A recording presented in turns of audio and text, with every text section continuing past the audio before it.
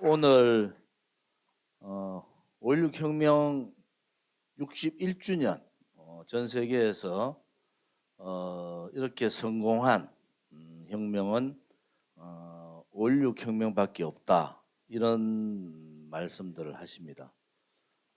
그런데 세계인들은 5.16 혁명을 정말 성공한 전쟁의 폐허에서 완전히 무너진 나라를 이렇게 경제 대국으로 만든 기초를 닦은 그러한 혁명, 패배감에 젖어 있던 우리 민족들에게 하면 된다는 자신감을 주시고 민족 중흥이라는 대전제를 펴시면서 대한민국을 반석 위에 올려주신 그러한 혁명. 전 세계의 지도자, 지금 러시아가 우크라이나 전쟁 때문에 시끄럽지만은 그 푸틴, 이 가장 존경한 지도자가 박정희 대통령이었다. 중국의 덩소평 지도자도 박정희 대통령이 가지고 있는 그 모든 것 하나를 빼지 말고 중국 지도자들은 학습을 하라. 같이 동남아 아시아권에서 그 이관여 수상이라든지 많은 전 세계 지도자들이 혹은 국민들이 박정희의 정신, 박정희의 사상, 또 박정희 대통령이 하고자 했던 그 나라가 대한민국이었다. 그 대한민국에서 우리가 무엇을 배울 것인가 라고 많은 전 세계에서 대한민국을 배우고 있습니다. 그 중에서 가장 많이 배우는 것이 박정희 대통령의 사상입니다.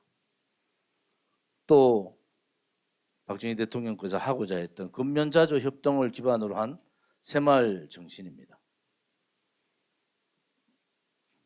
61년도의 대한민국의 상황은 정말 암흑의 상황이었고 정말 희망이 없는 그러한 상황이었습니다. 그 수많은 벽들을 깨부시고 관습, 관행들을, 잘못된 악성들을 깨면서 만들어진 것이 5.16 혁명이었고 그 혁명의 과정에서 많은 저항이 있었지만은 대한민국을 이렇게 강건한 나라로 전 세계의 10대 강국이라는 그러한 강국으로 만드는 기틀을 만들어 주신 박정희 대통령 각하가 오늘의 대한민국에서 어떠한 대접을 받고 있는가? 그것은 우리가 다시 한 번 더 생각을 해봐야 되는 그런 시점이다, 이렇게 봅니다. 오늘 박정희 대통령 각하의 5.16 혁명, 5.16을 5.16이라 하지 못하는 그러한 자들, 혁명을 혁명이라 얘기하지 못하고 숨기고자 하는 자들, 그들은 보수주의자도, 보수 정치인도, 보수 정권도 아닙니다. 잃어버린 나라를 되찾고 그 나라를 건국하신 이승만 건국 대통령의 자유정신과 박정희 대통령의 반공, 부국강병, 민족중흥의 정신이 만난 거잖아요. 5.16 혁명을 통해서 대한민국에도 사람이 사는 나라가 됐지 않습니까? 대한민국에도 하면 될 수 있다는 전 세계의 어려운 국가들에게 정말 교훈을 준 그러한 5.16 혁명이 이 시대에 와서 어떠한 상황을 맞고 있는가? 보수정당이라고 자처하고 있는 윤석열 정부의 국민의힘은, 또 윤석열 대통령은 5.16 혁명에 대해서 한마디 얘기하지 않으면서도 5.18 광주의 전체 윤석열 정권과 국민의힘 국회의원들이 광주로 간다고 합니다. 결국 대한민국은 위대한 건국의 이승만 대통령을 버리고 대한민국을 먹고 살게 만들고 대한민국의 자긍심과 민족 중흥의 그러한 자부심을 실어주신 박정희 대통령 각하를 버릴 것인가? 박근혜 대통령 탄핵 당시에 제가 했던 말이 박근혜 대통령의 탄핵이 그 진실을 밝히지 않고 정의를 찾지 않으면은 박정희 대통령 각하의 역사뿐만 아니라 이승만 대통령의 건국의 역사조차도 다 묻혀버릴 것이다. 결국 윤석열 정권 한 달도 되지 않아 그러한 작태가 벌어지고 있는 겁니다. 5.18 헌법 정신을 5.18 정신을 헌법 전문에 넣겠다는 그러한 말은 대한민국의 사상의 기본적인 국가 체계와 이념을 바꾸겠다는 겁니다. 대한민국은 5.18의 나라가 아닙니다. 대한민국은 이승만 건국 대통령의 나라고 이승만의 자유정신과 부강병 박정희 대통령의 나라입니다. 이 엄연한 역사적인 사실을 부정하는 자, 그들은 대한민국의 역사를 다시 공부해야 합니다. 우리가 이렇게 오늘 5.16 혁명 61주년 세미나를 가지는 이유는 그 어떠한 정치인도 그 어떠한 정당도 5.16 혁명에 대해서 한마디 얘기하지 않는 이 현실이, 이 참혹한 현실이 우리를 너무나 아프게 하고 있습니다. 유일하게 우리 공화당만이 5.16을 혁명이라 얘기하는 그러한 정당, 그 정당이 바로 대한민국의 자유우파의 유일한 보수 정당인 겁니다. 표만 얻고 대통령만 되고 집권만 하면은 대한민국이 지켜야 될 가치 역사를 버려도 그 정당이 보수 정당이라 할 수 있는 그러한 나라가 아닙니다. 이제 우리가 되찾아야 될 것은 되찾고 거기에 잘못된 대한민국의 역사를 왜곡한다든지 체제를 침탈한다든지 시장 경제를 무너뜨리는 행위에 대해서는 강력한 저항을 해야 됩니다. 오늘 바쁘신 중에서도 우리 박정희 학술은 박정희 대통령 박사라 합니다. 우리 자성희 원장님께서 이렇게 발제와 강의를 해주심에 대해서 정말 존경과 감사를 드립니다. 오늘 함께 해주신 많은 패널분들과 또 이주천 우리 진행을 맡아주신 이주천 원장님께도 감사드립니다. 오늘 5.16의 성공한 5.16 혁명의 세미나를 들으면서 우리 공화당이 무엇을 추구하고 있는가? 5.16 혁명은 이 시대에 우리에게 무엇을 제시하고 있는가? 우리나라가 가야 될 길이 무엇인가를 다시 한 번 더 생각해보는 그러한 자리가 되기를 바랍니다. 감사합니다.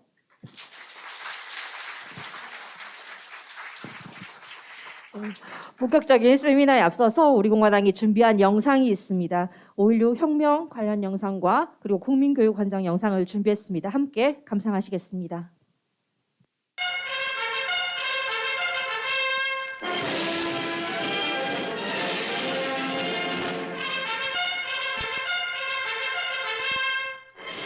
단기 4294년 5월 16일 부패와 무능으로 국민의 신망을 잃은 민주당 정권을 물리치고 보다 더 힘차고 복된 새나라를 이룩하기 위하여 우리 국군 장병들은 총궐기했습니다.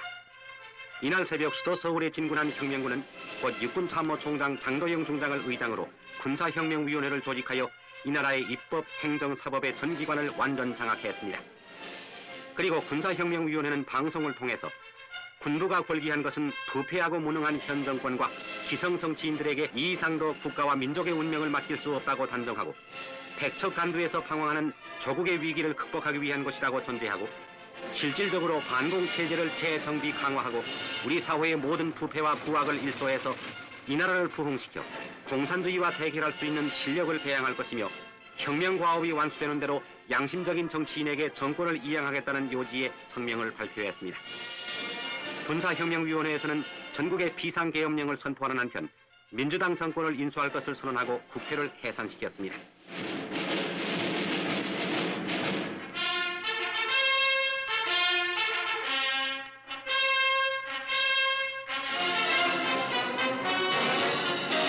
이렇게 이 나라의 새로운 희망을 기약하는 가운데 이루어진 우리 국군 결기군의 무혈혁명은 최전방에서 공산교래군과 맞서고 있는 제1야전군 장병을 비롯해서 육해 공군 및 해병대 전 장병들의 열렬한 지지와 성원을 받았습니다. 5월 18일 오전 태능의 별 육군사관학교 생도들과 장교단은 군사혁명을 지지하는 힘찬 구호를 외치며 서울거리에서 시위 행진을 했습니다. 오늘 우리들이 걸기한 것은 결코 군인 자신들이나 어떤 특권층을 위한 것이 아님은 군대가 바로 국민의 군대라는 점에서 명백해지는 사실입니다. 오늘의 군사혁명은 군대 단독의 의사가 아니면 물론이며 여러분들이 작년 4월 19일에 피 흘려 쟁취한 혁명의 연장이며 무력한 정치인들에 의해서 해결될 수 없었던 혁명 과업을 기필코 완수해보려는 비장한 교리의 서산입니다. 헐벗고 굶주리고 공산주의자들의 위협이 날로 증가하는 현실에서 국민의 진위를 망각한 무리들의 무기력한 행위는 규탄되고 시정되어야 함은 부인할 수 없는 절실한 명제입니다. 친애하는 국민 여러분, 4천년의 긴 역사와 찬란한 문화를 자랑하는 우리 민족이 오늘 이토록 고난 속에서 허덕여야 한다는 사실은 우연한 것이 아니오 현실에 참여하여 이를 지양하려는 노력 없이 나태와 무기력으로 현실을 도피했던 과거에 기인한 것임은 개원을 여치 않는 바입니다.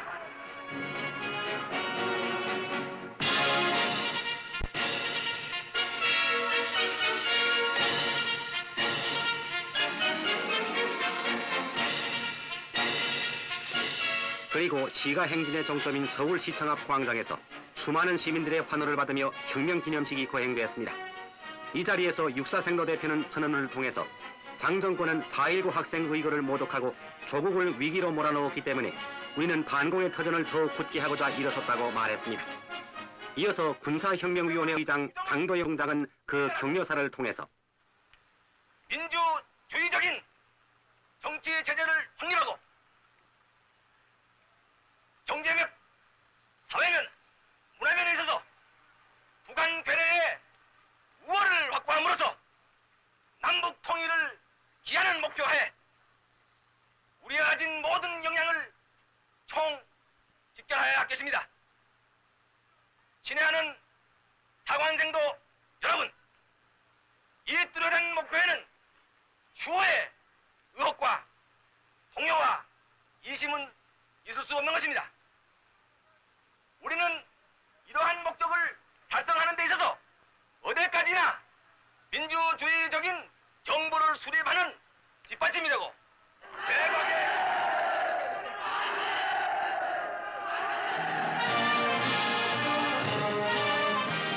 식이 끝나자 장도영 중장과 곽정희 소장 등 군사혁명의 집사들은 시민들의 박수를 받으며 퇴장했습니다.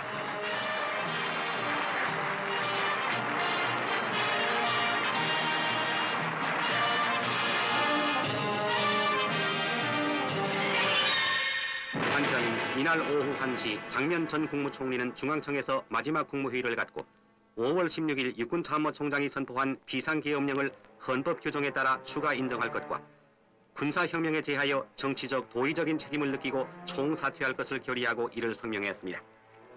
민주당의 장내각은 작년 8월 23일에 성립됐다가 약 9개월 만에 물러간 것이며 이로써 군사혁명위원회는 합법적인 절차로서 정권을 인수한 것입니다. 그리고 5월 19일 이날 군사혁명위원회는 국가재건 최고회의로 그 명칭을 고쳐 착착 혁명과업 완수에 매진하고 있습니다.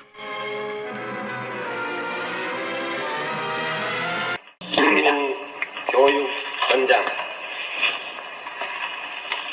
우리는 민족 중흥의 역사적 사명을 띠고 이 땅에 태어났다. 조상의 빛난 얼을 오늘에 되살려 안으로 자주 독립의 자세를 확립하고 밖으로 인류 공영에 이가지할 때다. 이에 우리의 나아갈 바를 밝혀 교육의 지표로 삼는다. 성실한 마음과 튼튼한 몸으로 학문과 기술을 배우고 익히며 타고난 저마다의 소질을 개발하고 우리의 처지를 약진의 발판으로 삼아 창조의 힘과 개척의 정신을 기른다.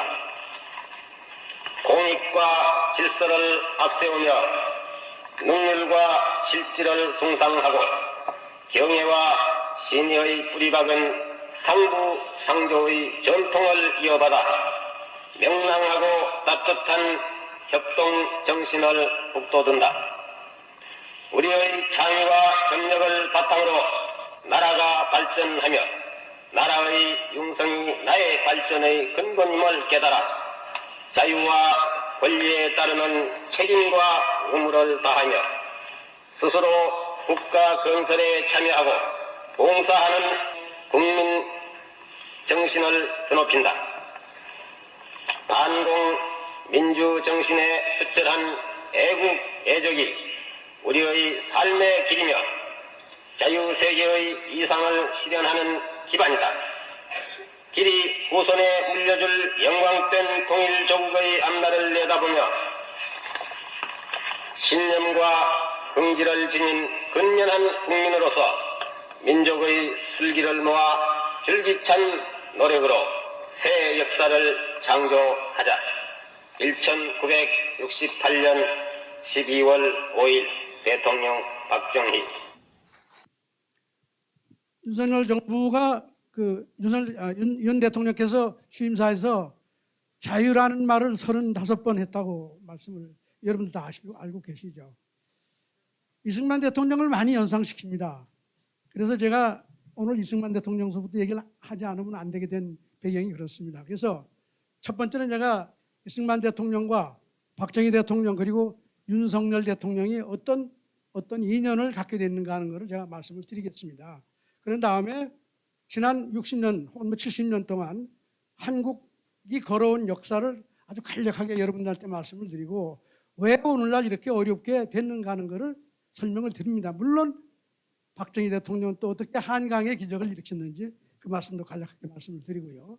그런 다음에 윤석열 대통령의 성공을 위해서 뭐가 더 필요한가 하는 건설적인 주제를 가지고 강의를 마치도록 하겠습니다.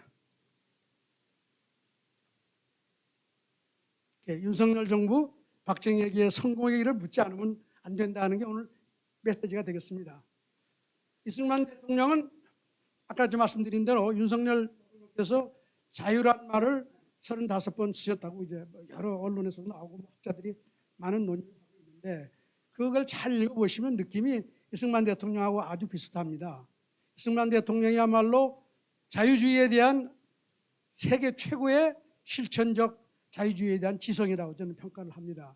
우리가 그동안 이분을 평가를 잘 못해서 그랬는데요. 우선 이승만 대통령은 1910년에 프린스턴 대학에서 국제정치학 박사를 받은 다음에 1913년이군요. 그 다음에 하와이에서 코리안 퍼시픽 매거진이라는 잡지를 발행을 했습니다. 물론 국문으로 발행을 했습니다. 여기에서 1923년에 공산당 당부당이라고 하는 논문을 발표를 했어요. 여러분 꼭 가시면은 인터넷에 가서 확인하시기 바랍니다.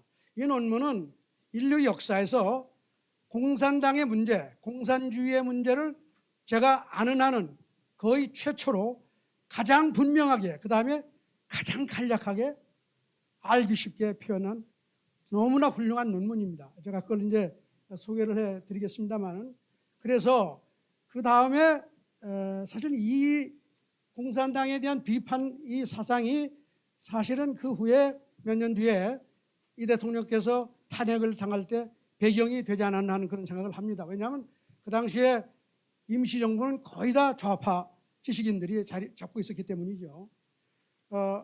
그런데 그 국제사회와 한국에서는 그 자유주의자들의, 자유주의 사상가들에 대한 존경도 많이 하고 훌륭한 사람들을 많이 이렇게 선양을 하는데, 불행하게도 이승만 박사를 자유주의자의 거두로 보는 사람은 아무도 없어요.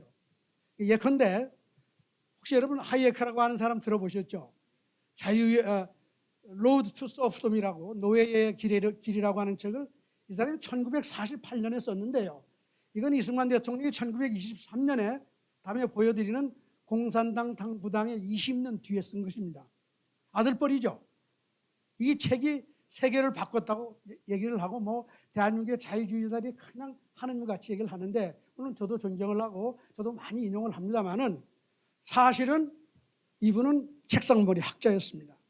이분이 자유주의 사상을 가지고 몇 개국에 가서 자문도 하고 경제를 이렇게 했다고 했는데 하나도 성공한 게 없어요. 이승만 대통령은 자유의 사상을 가지고 국가를 건설한 최초의 자유인입니다. 자유주의 지식인이에요. 그런 의미에서 세계 최고의 실천적 지식인이다. 자유주의 사상가다. 앞으로 우리나라도 이런 점에서 이승만 대통령을 지성으로서 존중하고 알리고 물론 국부로서도 물론이지만 해야지 되지 않겠느냐는 말씀을 드리면서 공산당 당부당의 내용이 이런 겁니다. 공산당은 부당한 게 있고 적당한 게 있는데 대부분 다 부당한데 딱 한 가지가 적당하다 이런 얘기예요. 그 한 가지 적당하다는 것이 결과적으로 박정희 대통령이 그 문제를 풀었고 적당한 거를 그 다음에 오늘날 윤석열 대통령이 부딪히고 있는 과제라고 하는 말씀을 드리고자 합니다. 공산당이 나쁜 이유가 뭐냐? 부당이라고 하는 거 있죠? 재산을 나누어 가지자. 이건 다 망한다. 이렇게. 여러분 1917년에 소련이 건국을 했습니다. 공산주의 국가를. 5년 뒤에 이승만 대통령이 망한다고 얘기한 거예요. 두 번째, 자본가를 없애자? 그럼 어떻게 먹고 사냐? 어떻게 생산을 하고 먹고 사냐? 말이 안 된다. 그 다음에 지식계급을 없이 하자? 그럼 다 바보만 남을 거 아니겠느냐? 이런 얘기를 하셨어요. 그 다음에 종교단체를 혁파하자? 여러분도 아시죠? 이승만 대통령은 기독교인이었습니다. 말이 안 되는 얘기다. 그 다음에 정부도 없고 군사도 없으며 국가 사상도 없다. 공산주의는 국제공산주의 운동을 통해서 모든 국민이 다 공산당 휘하에 들어가는 거죠. 이거 말이 안 되는 건 나라에 도움이 안 된다 이게요. 그러면서 하나 딱 이걸 얘기했습니다. 공산당의 평등주의가 빈부의 그러니까 민주주의가 번창하고 이랬지만은 아직도 우리가 빈부의 차별은 없애질 못했다. 공산당이 이거를 없애겠다고 나왔으니 이거는 바람직한 것이다 이거예요.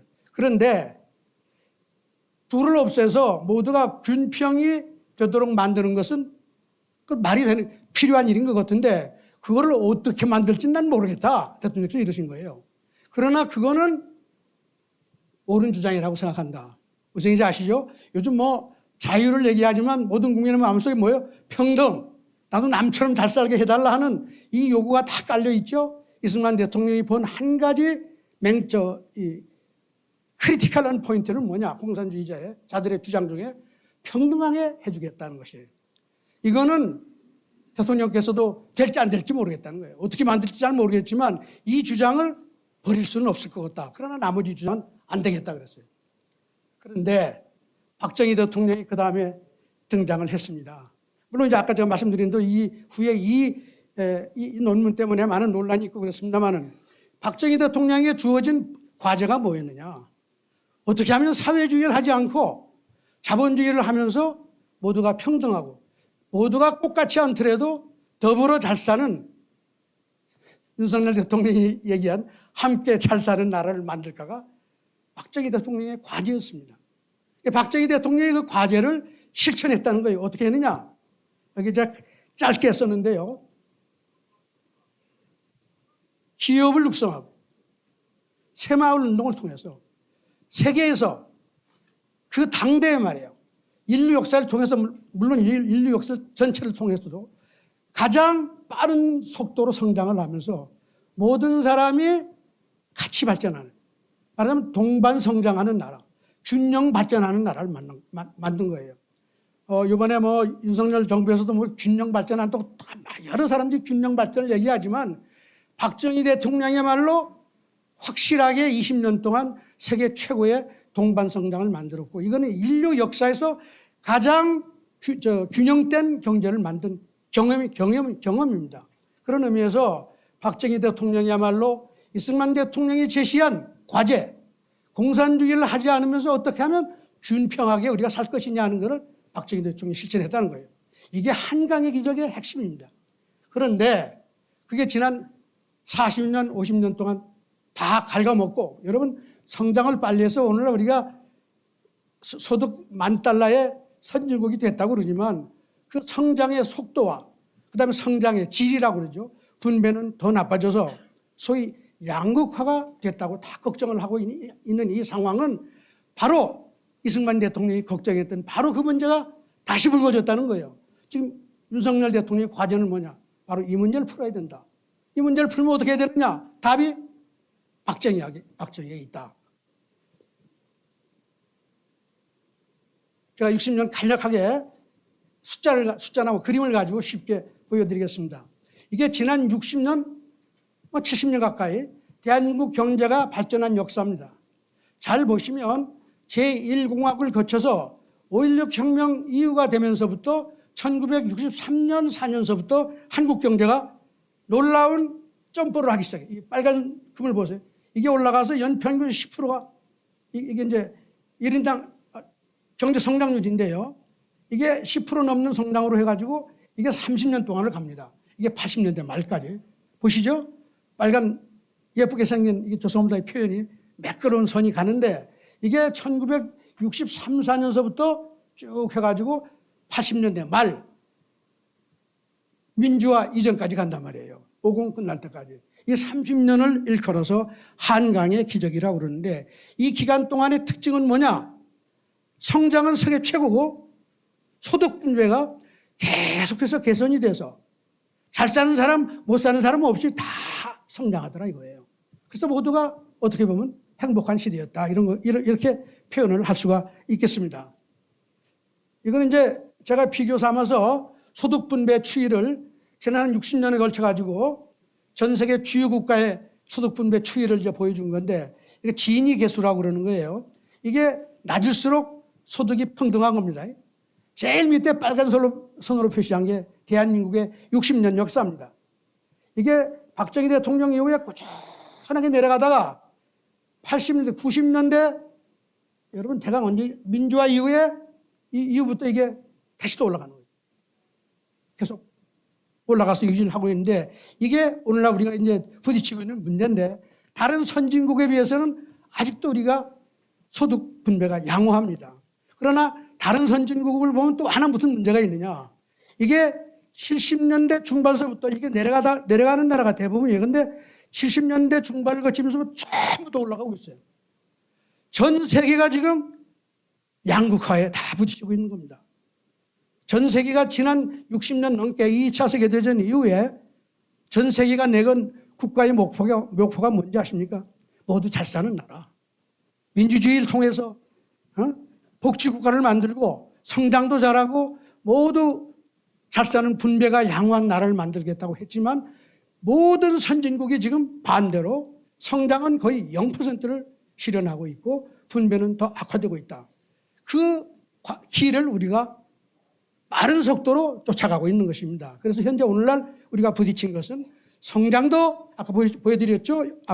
앞에서 성장이 지금 오늘날 거의 2% 3% 정도 수준으로 떨어졌단 말이에요. 성장도 안 되고 분배도 안 되는 우리의 현실과 똑같은 현상이 지금 전 세계가 부딪히고 있다. 성장도 하고 안 되고 분배도 안 돼. 근데 성장도 되고 분배도 개선되던 시대, 그건 언제냐? 한강의 기적의 시대. 만일 지난 60년, 70년 세월의 기적, 우리의 경험이라 이거예요. 여기에 바로 박정희 대통령의 탁월한 국가 운영의 그 장점이 드러나게 되는 것이죠. 이것도 한 가지 비슷한 표입니다만은 1965년서부터 89년까지입니다. 이 기간 동안에 전 세계 한 50개국에 대해서 성장과 분배를 포함해서 제일 좋은 나라서부터 나쁜 나라까지 찍은 겁니다.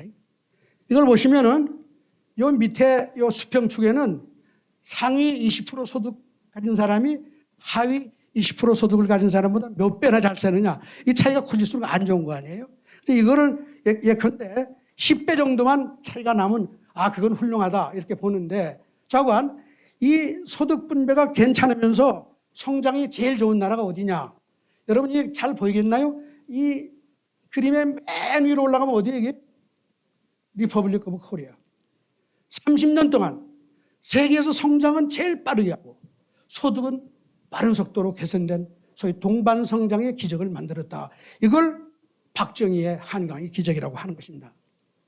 이게 지난 90년대 이후에 한국의 아까 소득 분배 나빠진 거를 좀 더 구체적으로 보여드린 건데 이게 계속 나빠지니까 말이에요. 요즘 어떤 문제가 생겼냐? 정부에서 숫자를 발표를 안 해요.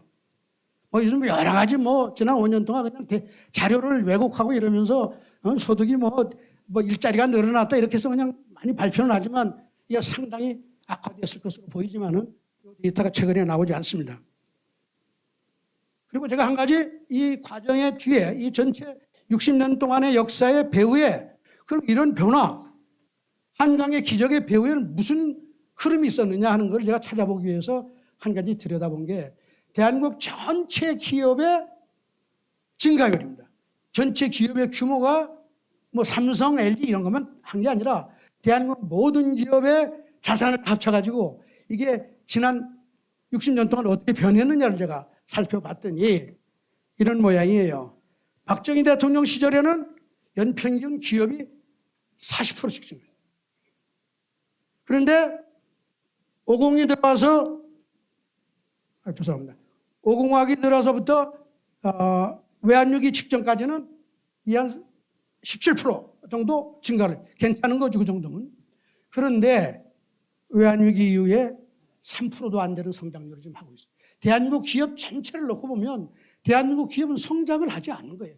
여러분 기업이 성장하지 않으면 여러분들 일자리 어디서 나오죠? 여러분 자식들 대학 공부하고 별 훌륭한 과학기술 연구하고 다 어디 가서 일하죠? 기업이 없이는 세상에 뛰어난 과학기술이 있고 아무리 높은 좋은 아이디어가 있어도 경제에는 아무런 도움이 안 돼요. 사람을 쓸 수 있는 과학기술을 이용할 수 있는 이걸 이용해서 좋은 제품을 만들 수 있는 좋은 기업을 키워내지 않으면 그 경제는 절대 훌륭한 경제를 만들어낼 수가 없다.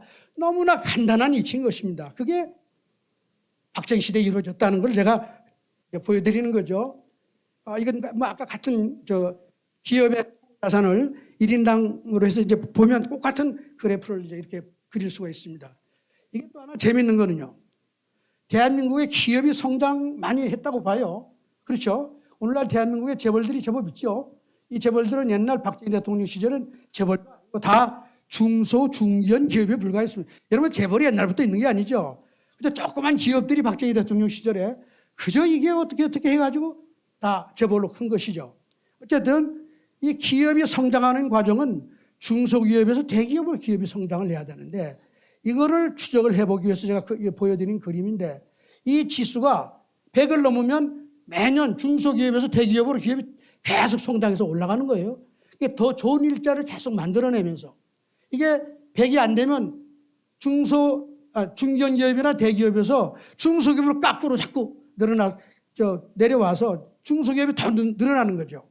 여러분 이거 잘 보시면은 이게 박정희 대통령 시절이죠. 이게 한 70년대 말까지는요. 평균 120이 넘다는 거는 매년 20%가 넘는 중소기업이 계속 중견 대기업으로 성장하는 거예요. 그런데 이게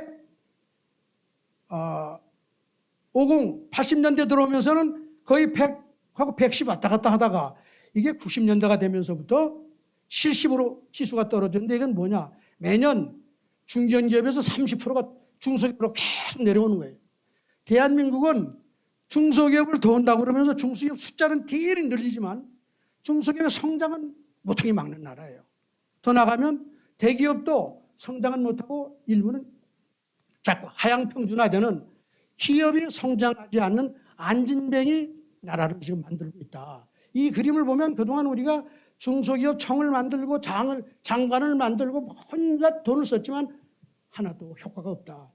기업을 성장하지 못하게 만든다. 여러분이 금방 이런 말씀하시면 중소기업 하시는 분들은 그렇지. 아니 자식한테 기업 물려주려면 유산 넘기는 상속세 60%씩 받고 이러니 다 도망가잖아요. 이런 나라에는 기업이 성장할 수가 없죠. 이런 걸 포함해서 대한민국이 얼마나 기업 성장에 역행하고 있는 나라인지 알 수가 있는 것입니다. 이 얘기를 다 정리하면요. 그래프를 3개를 보여드리는데 요 파란 게 소득 분배가 악화되는 속도예요. 이게 이렇게 내려가면 소득 분배가 계속되고 개선되고 이게 올라가면 나빠지는 거예요. 잘 보세요.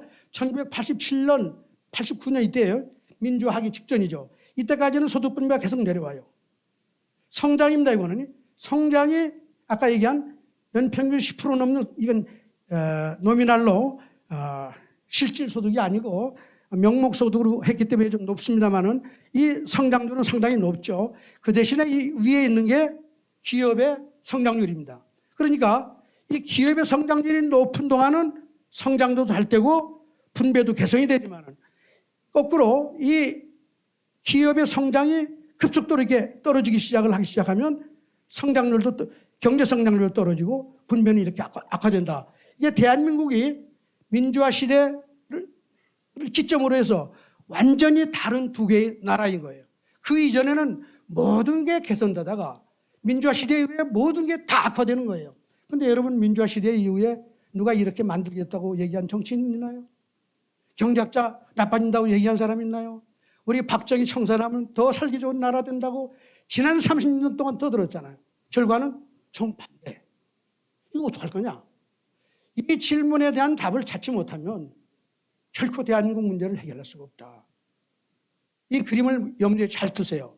지난 60년을 놓고 보면 전반 30년은 기업들이 초스피드로 성장하면서 성장이 빠른 속도로 늘어나고 동시에 여러분들의 소득 분배가 개선이 되면서 균형 발전이 됐다 이 말이에요. 근데 민주화 시대 이후에는 기업이 성장하지 않고 그러니까 소득도 성장하지 않고 분배도 악화되는 전혀 다른 두 나라가 됐다. 제가 다른 말로 표현하면 80년대 말 그러니까 민주화 시대 이전의 대한민국 국민하고 그 이후의 국민은 다른 국민이에요. 뭐, 무슨 소리냐? 생각이 달라요.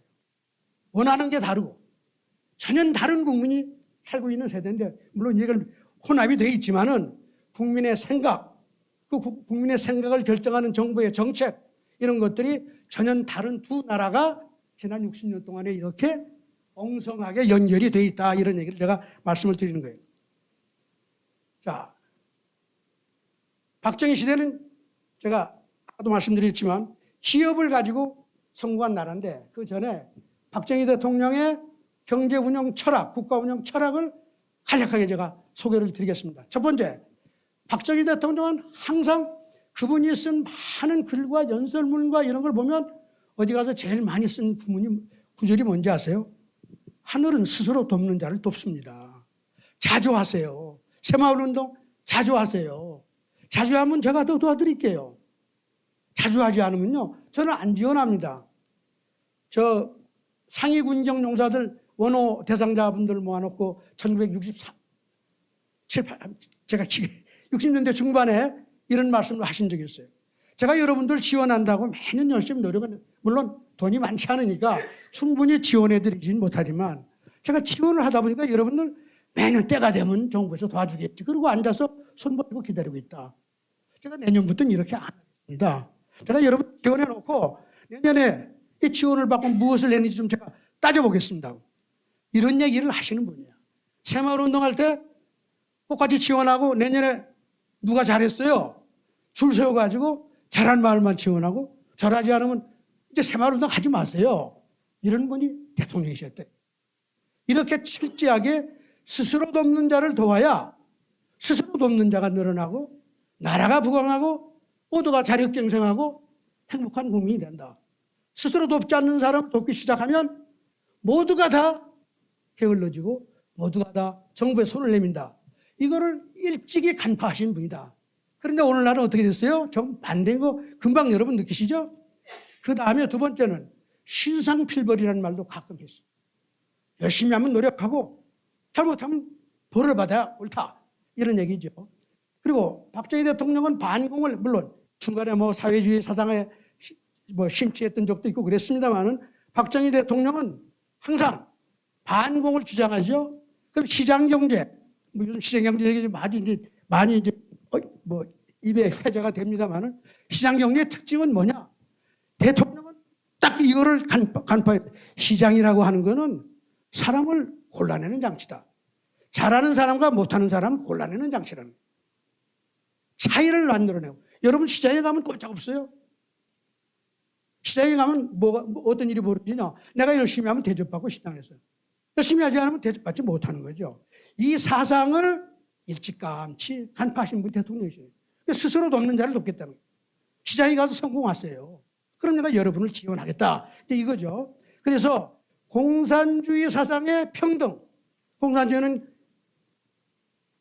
빈부격차를 없애겠다. 평등한 사회를 만들겠다고 했으니 모든 사람을 갖게 만드는 거 아니에요? 여러분 다 아시잖아요. 그거 다 망했잖아요. 북한이 지금 버티고 있지만 여러분 왜 망하는지 아시잖아요. 모두 다 갖게 만들어주면 누가 움직이겠어요? 시장이 없어지고 국가가 나서 똑같이 만들어주겠다고 그러면 누가 움직이냐 이게. 제가 지금 걱정하는 거는 윤석열 대통령이 자유를 내걸었단 말이에요. 자유? 우리가 자유를 다 받으면 그 반대편, 그러니까 그 동전의 반대쪽에 뭐가 있는지 아세요? 차이가 생기는 거예요. 잘하는 사람, 못하는 사람이 다 같이 뛰면 못하는 사람이 반드시 생기기 마련이죠. 그러기 못하는 사람은 어떻게 할 거냐? 못하는 사람들이 요구하는 나도 주인이다. 나 국민이 주인이라며요. 이거 어떻게 할 거냐? 이 문제에 대한 천착을 못하고 답을 제시하지 못하면 국정 운영이 대단히 어려워질 거라는 얘기가 되겠습니다.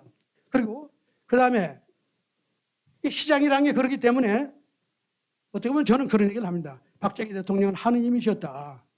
내가 하느님이야. 내가 시장이야. 스스로 돕는 자를 내가 골라서 그 사람 지원하고 대한민국 모든 국민을 스스로 돕는 자로 내가 만들 거야. 이런 역할을 하신 분이었다. 제가 그냥 경작자로서 해석을 하면 그렇다는 겁니다. 그래서 박정희 대통령님의 철학을 이해하는 한 가지가요.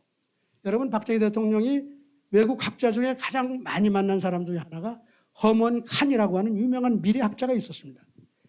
이분이 70년대 많이 왔다 갔다 하고 그랬는데 미국에서 미래학을 하는 사람인데 박사학위도 없지만 미국의 천재라고 IQ가 높아서 그래서 미래학을 하는 사람인데 워싱턴 DC에 지금도 허드슨 연구소라고 해서 그 연구가 남아 있습니다. 그리고 이분은 돌아가셨지만 이분이 대통령을 가끔 와서 만나는데 1970년대 중반에 이분이 대통령하고 독대한 얘기가 지금 기록된 게 있어요. 허먼 칸이라는 사람이 이렇게 물어봐요. 박정희 당신은 말이야 전쟁학밖에 모르는 사람이 아니냐. 전쟁학 군인 출신이고 일제시대 육사밖에 안 나왔고 근데 어떻게 한국이란 경제를 기적같이 변화를 만들어내느냐. 그 비법을 좀 얘기해봐라. 자기는 이해를 못하겠다 이렇게 물어본 거죠. 이 사람도 경제 발전에 대한 공부를 많이 한 사람이에요. 대통령이 뭐라고 그러시는지 아십니까? 이 두 번째 문단 답한 거. 여러분 보이십니까? 물론 저는 경제학 잘 모릅니다. 근데 정권을 잡고요. 경제학자들하고 얘기를 해보니까 죄송합니다. 실물 경제를 아는 경제학자 하나도 없어요. 그 얘기는 무슨 얘기예요? 경제학자 부자 된 사람 하나도 없잖아요. 경제를 안다고 그러면 부자가 돼야지. 그리고 대한민국이 부자 나라 되려면 그게 필요한 거 아니겠어요? 경제학자 하나도 부자 없더라. 그 다음에 금융인들 돈을 많이 만지더라. 그러니까 이 얼마나 돈을 많이 벌었을까 싶은데 10분 전혀 돈 번 사람은 부자 없지 않냐. 그런데 돈 번 사람은 기업밖에 없더라. 소위 많은 사람이 재벌이라고 비판하는 사람들이 제일 돈을 많이 벌었더라. 그래서 나는 그 재벌들을 어떻게 하면 움직일까? 어떻게 하면 재벌들이 그냥 아시죠? 눈을 부릅뜨고 수출 전선에다 달리고 뭐 노력해가서 자기 성공하고 그게 일자리 만들고 돈 벌고 국가 부를 일으키는 이런 기업들을 키워내기 위해서 그 사람들 뒤에서 잘 조절하고 많이 도왔습니다. 이게 대통령 얘기예요. 박정희 시대는 기업을 키워서 자본주의를 일으켜 세울 수 있다는 이건 너무나 놀라운 천재적인 발견이에요. 경제학자들은 이런 얘기를 하는 사람이 없습니다. 경제학에는 기업이라는 조직이 없어요. 죄송합니다. 그냥. 그래서 이 박정희 대통령의 기업 육성 정책을 제대로 배워야지만 이 정부가 한국 경제를 일으켜 세우고 그동안의 모든 문제를 풀 수 있다 하는 걸 제가 간단하게 이렇게 짚고 넘어가겠습니다. 그래서 보면은 이제 박정희 시대 그 기업을 육성한 정책들 제가 쭉 가져왔는데 뭐 시간이 전혀 없어요. 여러분들이 관심도 많지 않을 거예요. 모든 부분에서 포인트는 뭐냐?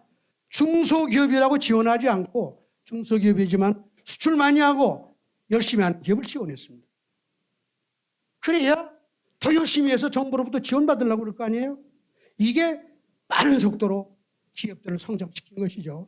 잘하는 기업을 물론 법을 어기거나 이런 문제가 되지만은 모든 기업을 경쟁을 시킨 거예요. 어떤 의미에서 실적을 가지고 수출 잘하는 기업 지원하고 수출 잘하는 기업을 중화학공업에 가서 할 수 있게 해주고 이런 거죠. 각종 방법을 통해서 기업을 육성하고 그다음에 새마을 운동할 때 어떤지 아세요? 새마을 운동. 이게 세계 기적 같은 성공인데 어떻게 성공했을까? 딱 한 가지 비법에 모든 마을을 회사를 만들었어요. 새마을 운동 새마을 지도자가 사장이고 전부 다 기업이 하나 마을이 말이에요. 그 마을이 전국 3만 4천 개가 정부의 지원을 가지고서 지원을 향해서 경쟁을 붙인 겁니다. 잘하는 마을은 지원하고 잘하지 않는 마을은 지원하지 않는다고 하고 딱 깃발을 드니까 새마을 지도자가 사장이 돼가지고 그냥 주민들이 그냥 너도 나도 5, 6년 동안 경쟁을 했더니 대한민국 농촌이 다 뒤집어진 거란 말이에요. 경제학에서는 이런 거를 이해하는 사람이 별로 없었습니다. 어쨌든 이렇게 해서 박정희 대통령은 열심히 노력하는 사람이 대접받아야 나라가 부강하고 본인도 행복하고 이렇게 된다 하는 기본 철학을 가지고 기업과 새마을을 육성해서 동반성당을 만들어낸 것입니다. 그런데 그 이후에 어떤 일이 벌어졌냐. 이게 오공화국 정부가 되고 나니까 박정희 시대 청산이 시작이 됐어요. 여러분 경제 성과는 괜찮게 나왔죠. 제가 80년대 말까지. 그런데 오공 정부가 들어와서 내건 깃발이 뭔지 아세요? 정의 사회 구현입니다. 그 말이 뭐예요? 박정희가 정의롭지 않아. 독재 있잖아. 대기업 그 박정희가 만들었잖아. 대기업 규제. 대기업 규제 정책. 대도시 발전하는 도시 그 박정희 때 다 커져. 그 규제해. 지역 균형 발전한다고 수도권 규제 정책까지. 모든 규제 정책이 오공정부에서 들어왔어요. 그런데 다행히도 그 당시에는 삼저라고 하는 해외 여건이 너무나 좋았기 때문에 박정희 대통령이 키워놓은 중화학공업이라든가 유신시대에 해놓은 이런 기업들이 활기를 치면서 경제가 너무 좋은 거예요. 그러니까 대한민국 국민들이 그 박정희를 청산해야지 우리가 다 사는구나. 이런 황당한 확신을 가지게 된 거예요. 오공정부 때 들어온 많은 기업 규제 정책과 다른 여러 가지 반성장적인 정책들이 오늘날도 뿌리를 내리고 있는 이유가 그 당시에 경제 성과가 괜찮으니까 우리 반박정희 청산이 제대로 된 것이구나. 그래서 민주화가 되면서부터 계속해서 같은 정책이 강화되고 기업에 대한 규제는 계속해서 지금까지 강화되고 있는 것입니다. 이 끝판왕이 뭐냐? 끝판왕. 그게 문재인 정부였다는 거 여러분 다 아시잖아요. 그래서 제가 긴 얘기 안 하겠습니다만은 지난 한 40년 동안 90년대 이후에 대한민국은요. 반박정희 체제를 계속해서 강화한 거예요. 성장한 기업은 핍박하고 대기업은 다 천대하고 중소기업을 지원한다고 그러면서 못하는 중소기업 열심히 지원하고 대한민국 기업이 전부 다 하향 평준화가 되면서 성장을 못하니까 대한민국 정부가 우리가 열심히 해서 젊은 사람들 직장 만들어내고 잘 살게 만들겠다고 하면서 하는 정책이 뭐냐? 바로 그 좋은 학교 나오고 머릿속에 훌륭한 생각을 가진 젊은 사람들 일자리 뺏는 일을 열심히 한 거예요. 그러니 일이 될 수가 없는 거 아니겠어요? 특히 문재인 정부에서는 대기업을 없애자고 그랬잖아요. 삼성을 300개로 나누자. 이런 황당한 소리. 이게 말이 되는 소리예요? 그래서 윤석열 정부는 바로 이 정책을 바꿔야지만 되는 것이고 이걸 바꿔내지 못하면 아무리 자유를 얘기하고 아무리 좋은 얘기를 해도 대한민국 경제, 분들의 삶은 나아질 수가 없을 것이다. 이런 얘기죠. 얼마나 남았습니까? 이게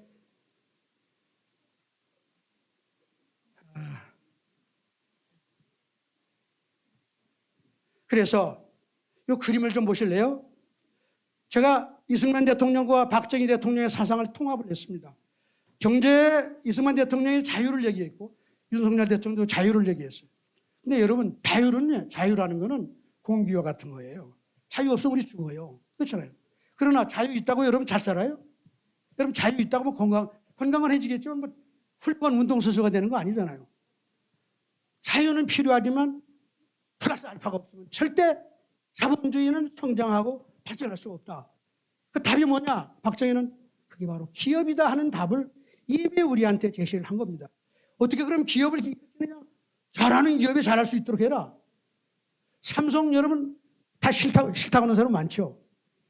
삼성이 보기 싫다. 왜? 저거 재버리고 말이야. 혼자 다 먹고. 삼성이 보기 싫으면 어떻게 되는지 알아요? 삼성을 10개를 더 만들면 아무 문제가 없어요.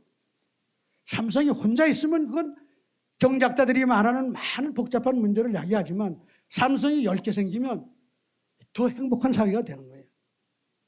그 전략을 가지고 왜 삼성을 또 못 만들어요? 이게 윤석열 정부가 아니면 누구든 해야 될 사상입니다. 그러니까 여기 보시면 제가 여기 쓴 게 뭐냐? 이승만의 자유주의 사상과 박정희의 기업주의 사상이 합쳐지고 여러분 정부가 열심히 이 사상을 지원하는데 어떻게 지원해요? 스스로 돕는 자를 앞장서겠습니다. 정부가 어떻게 여러분 지원합니까? 정부는 부가가치 일자리를 하나도 제대로 만들 수 없습니다. 정부라는 조직은 소비하는 조직이에요.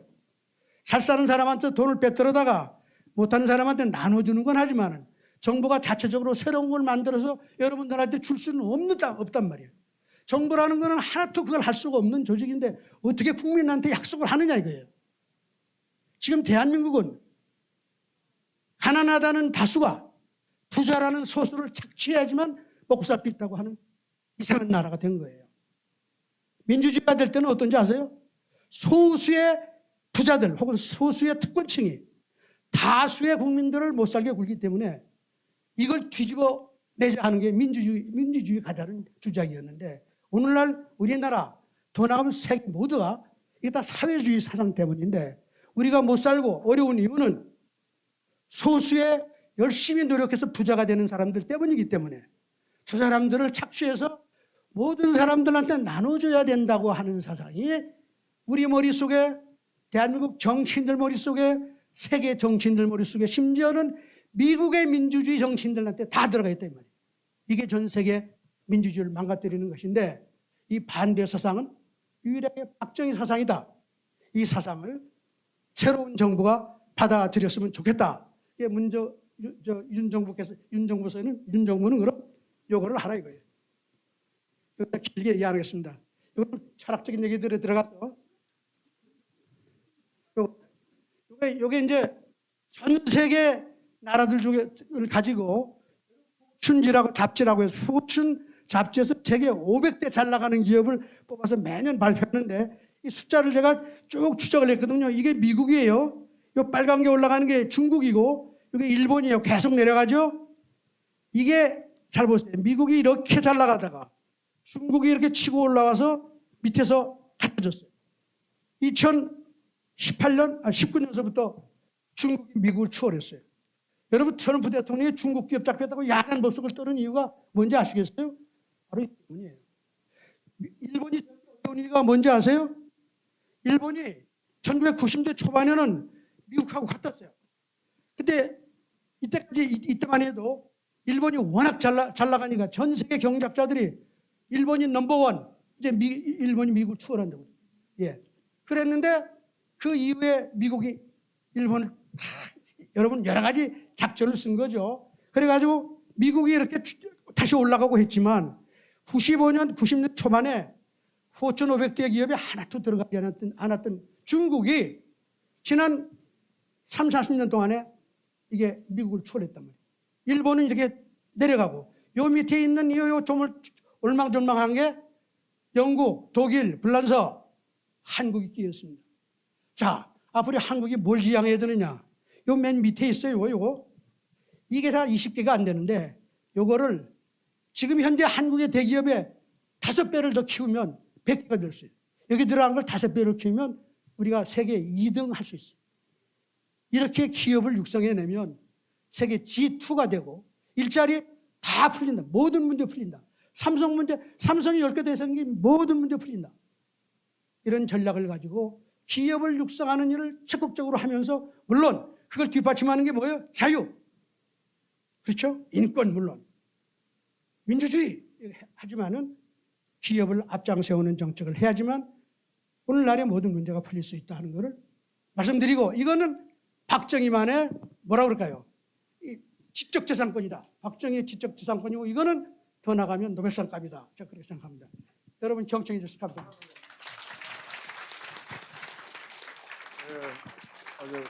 위원장입니다. 제가 그 시간이 쫓겨가지고 조금 좀 압박을 가해서 죄송합니다.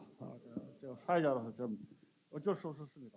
어쨌든 간에 박정희 대통령의 기업 정책을 본받지 않으면은 대한민국의 미래가 없다. 뭐 그런 핵심 주제로 말씀을 하신 것 같습니다. 제가 이 책을 계속 읽고 있는데 새마을운동 왜 노벨감인가 참 이 필력이 참 굉장하십니다. 이게 참 어떻게 보면 노벨 평화상을 앞으로 타셔야 되지 않을까 그런 생각을 좀 하고 있습니다. 다시 한번 뜨거운 박수 부탁드립니다.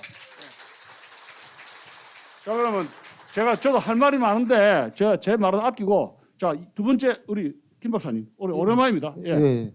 경제 측면에서 같이 좀 박정희 정신을 어떻게 본받을 건가 좀 말씀 좀. 좌승희 박사님께서 다 하셔가지고 제가 할 게 없는 것 같은데 그래도 뭐 한번 해보겠습니다. 제가 책을 한 권 갖고 왔어요. 이게 보이실는지 모르겠지만 이 사진 많이 보셨죠? 못 봤습니까? 요 한반도 사진이죠, 그죠? 밤에 찍은 사진인데 야경입니다. 여기가 서울이고 여기가 부산 정도 되는데 요 한 점이 있죠, 그죠? 이게 평양입니다. 선이 안 보이죠, 그죠? 이렇게. 이게 찰스 존스라고 스탠포드 대학의 그 경제성장론의 3대 경제성장론 하는 사람 중에 한 명이 이렇게 표지 3판에서 표지로 사용했습니다. 이 정도로 아까 대표님께서 말씀하셨다시피 외국에서는 그 박정희 대통령을 그렇게 하고 있는데 우리는 지우기에 나섰다. 이 부분에 대해서 굉장히 개탄스럽고요. 조금 말씀드리겠습니다. 제가 좌승희 박사님이 했던 거 약간 보완하는 측면에서 말씀드리겠습니다. 이승만 대통령님의 연계가 되거든요. 그게 뭐냐면 첫째 하나는 자유민주주의 체제에서 반공블록에 우리가 들어갔다는 게 굉장히 중요합니다. 이게 반공블록이 안 들어갔으면 이후에 있는 박정희 대통령님의 그 전략들이 성공할 수가 없어요. 그 다음에 농지개혁 부분이 있습니다. 농지개혁 부분이 있는데 농지개혁을 좌파들은 그렇게 이야기합니다. 한국의 농지개혁은 불완전했다. 그러면서 비교를 북한하고 해요. 북한은 다 평등하게 줬다 다 뺏어버렸죠. 그죠? 그래서 그런 책도 봤습니다. 저는 봤는데 그 다음에 경제개발 5개년 계획들이 박정희 대통령이 했던 게 아니라 이승만 대통령부터 시작됐다라는 것들 보게 있고요. 그럼 박정희 대통령을 어떻게 볼 것이냐? 저는 그렇게 봅니다. 디엔트리프리뉴얼 스테이트 기업가 정신 국가라는 개념이 요즘 유행하고 있어요. 마스카토라는 여성 경제학자인데 이분이 좌파 성향이에요. 좌파 성향에 조금 맞아 들어가요. 왜냐하면 그때는 국가가 주도를 하기 때문에. 그런데 이분에 따르면 어떤 기업가 정신, 국가 전체가 기업가 정신으로 둘러싸여 있는 그런 경영자가 아닐까 저는 그렇게 보고요. 그 다음에 이제 조금 들어가는 것들이 이제 경제 성장에는 우리가 세 가지 요소가 있습니다. 노동자 인력이 있고요. 두 번째가 자본이 있고 기계 사는 자본이 있고 세 번째가 기술이 있습니다. 그 중에서 후진국이 가장 못하는 부분들이 돈이 없는 거예요. 돈이 기계를 살 돈이 없는데 그 부분에서 희생이 따랐다. 누구? 그 광부 독일에 갔던 광부라든지 관호사라든지 파월 장병이라든지 그 다음에 대일 청구권 자금 우리 식민지 시대 그런 희생들이 뭉치고 우리가 그것들을 눈덩이라고 하는 크리티컬 매스라고 합니다. 작은 눈덩이. 그러니까 눈을 굴리기 위해서 안에 들어가는 돌 최소 규모는 만들었는데 그걸 갖고 우리가 눈을 굴리는 그 작업들을 했다는 거죠. 그런데 그 교육 체계에서도 굉장히 중요합니다. 금호공고라든지 이런 부산기계공고 뭐 이 세대는 아실 건데 나오신 분들 계실 건데 그 부분이 중급 그 숙련 노동자들을 기르고요. 그 다음에 대학의 공대 최고급은 데려왔습니다. 그러니까 해외 그 학위 따신 분들을 데려오는 이런 작업들을 했는데 그런 것들이 있었고요. 그 다음에 이제 저는 이제 조금 애국주의 부분들을 좀 강조를 하고 싶어요. 자승희 그 원장님 부분에서 조금 빠졌는데 뭐냐면 우리가 이제 수출 주도를 하면서 경공업 부분하고 중공업 부분이 있는데 경공업이 먼저 하고 예를 들어 가발, 섬유 이런 거 옷 같은 거 먼저 팔았지 않습니까? 신발을. 그런데 거기 돈들을 뭐 사투리 쓰면 몽졸이 그 중화학공업에 투입합니다. 적자 나는 중화학공업에 투입하는데 그러면 그 희생들을 나중에 보전해 줬느냐? 사실상 보전을 못 해줬어요. 못 해줬는데 그러면 뭐냐? 그거는 다시 이야기하면 현재의 희생을 가지고 미래를 간다는 거죠. 불확실한 미래를. 지도자가 그렇게 이끌기가 힘듭니다. 그런데 그게 어디서 난관에 봉착하냐면 71년 대선에서 근소하게 이깁니다. 근소하게 이겨요. 그 김대중한테 근소하게 이기는데 그때 주고받는 것이 뭐냐면 깨달은 것이 뭐냐면 대중은 국민은 현재를 바란다. 포퓰리즘에 무너질 수 있다는 그런 굉장한 정도의 긴장감을 가지게 돼요. 그죠? 참아라 참아라 참아라 하는데 국민들은 못 참는 거예요. 밝은 미래가 있다 안 보이면 폭발을 하는 거예요. 그래서 뭐 나중에 그게 유신으로 가고 이런 것들은 정치 쪽에서 하시니까 제가 이제 할 부분들은 아니고요. 그러면 박정희 대통령의 경제 발전 전략의 현재성은 어디 있냐? 이 부분들은 좌승희 원장님이 굉장히 많이 하셨어요. 했는데 저도 똑같이 노동개혁이라든지 연금개혁이라든지 공공개혁에서 박정희 대통령 같은 아까 국가 전체를 기업가적인 경영을 하는 경영자로서의 관점에서 지도자가 앞으로 안 나타나면 한국은 크게 희망은 없다. 사실 문재인 대통령이 가장 잘못한 게 그거예요.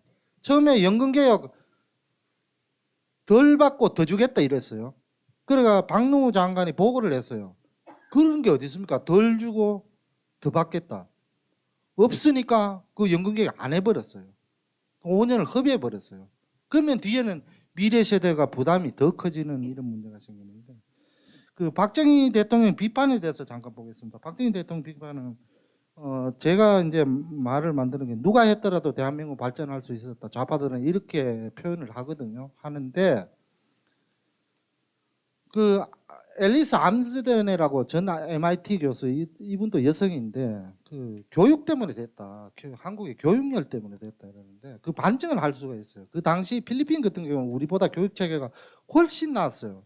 그럼 그 필리핀은 왜 못 갔느냐라는 부분들이고 그다음 알랭 리피스라고 조절리론 프랑스 조절리론 좌파입니다. 이 부분들에서는 그때 수요가 선진국들이 싼 가격 그 제품들을 많이 했기 때문에 했다라고 하는데 그 부분도 운이죠, 운.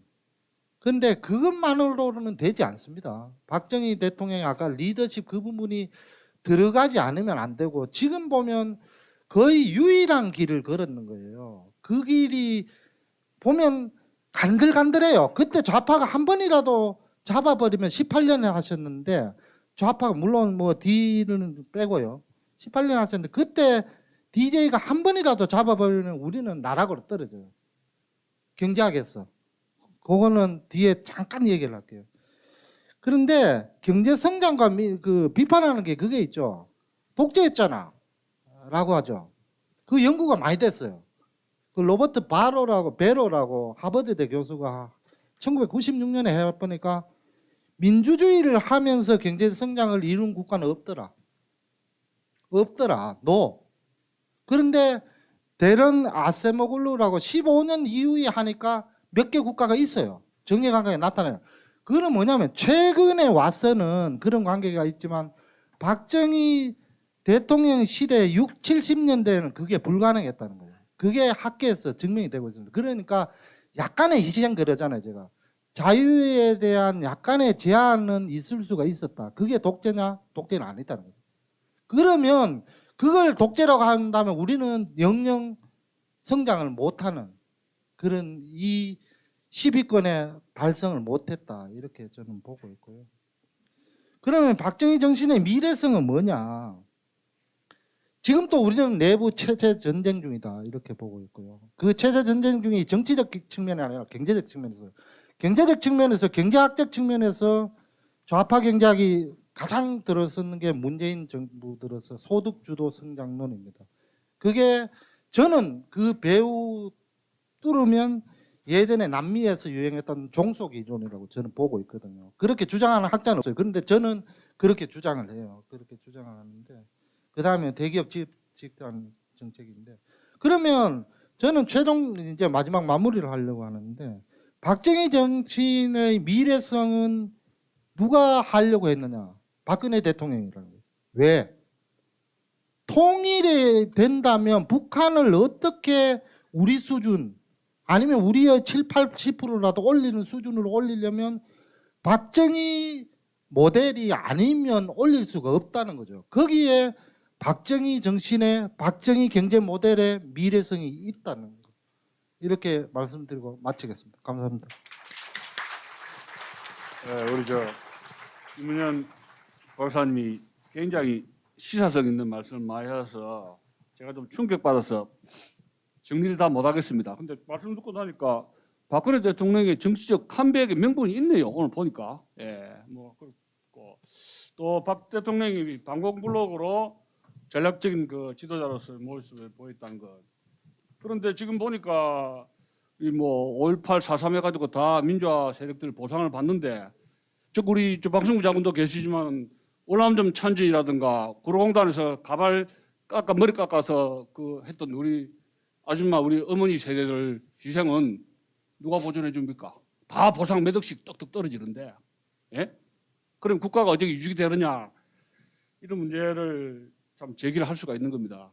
지금 특히 민주화하고 산업화의 관계에서 지금 암으로 돌아가신 김일영 교수는 건국과 부국이라는 책에서 민주화는 산업화의 기반 통해서 달성되는 것이다 해가지고 그 책을 쓰셨어요. 근데 그것이 가능했던 게 60년대, 70년대고 그 이후로는 등소평의 개방개혁 정책으로 해가지고 중국인들이 엄청난 매력의 노동력이 들어오기 때문에 그 기회는 60년대, 70년대밖에 없었다는 겁니다. 그때 박 대통령이 18년 동안 장기 집권으로 이 나라를 산업화했는데 1917년에 볼셰비키 무장봉기가 여러분 쿠데타입니까? 혁명입니까? 이에지카는 그걸 혁명이라고 그랬습니다. 그러면 박정희 대통령이 5.16 군사혁명 때 혁명 공약을 내세운 게 5가지였는데 그게 90% 이상 달성했죠. 그리고 우리는 산업화를 이루었습니다. 볼셰비키 세력처럼. 그러면 5.16은 뭡니까? 바로 혁명입니다. 혁명으로 완결됐기 때문에 우리 공화당이 5.16 혁명이라 한 겁니다. 제가 간단히 대답을 드린 겁니다. 자, 두 번째, 세 번째 우리 JTB로 맹활약을 하시고 우리 공화당을 많이 선전도 하시고 대변도 해주시는 우리 정사님 한 말씀. 정치분에서 좀 한번. 방금 우리 이제 이주천 교수님께서 말씀하시기를 5.16 혁명 관련해 이야기를 하셨습니다. 예. 제가 지금 여러분들에게 말씀드리고 싶은 게 5.16이 혁명입니까? 쿠데타입니까? 다시 묻겠습니다. 5.16이 혁명입니까? 쿠데타입니까? 아마 이 자리에 있는 분들은요, 앞으로 이제 윤석열 정부에 반하는 반국가적 세력일 겁니다. 왜 그러냐? 여러분들도 알다시피 윤석열 정부 뭐 공식적으로 발표는 하지 않았지만요, 국민의힘이라든지 또 더불어민주당, 대한민국의 지식청들, 또 학자들, 나름대로 언론인들, 뭐 교계에 있는 분들, 모든 분들은 5.16을 쿠데타로 규정하고 있습니다.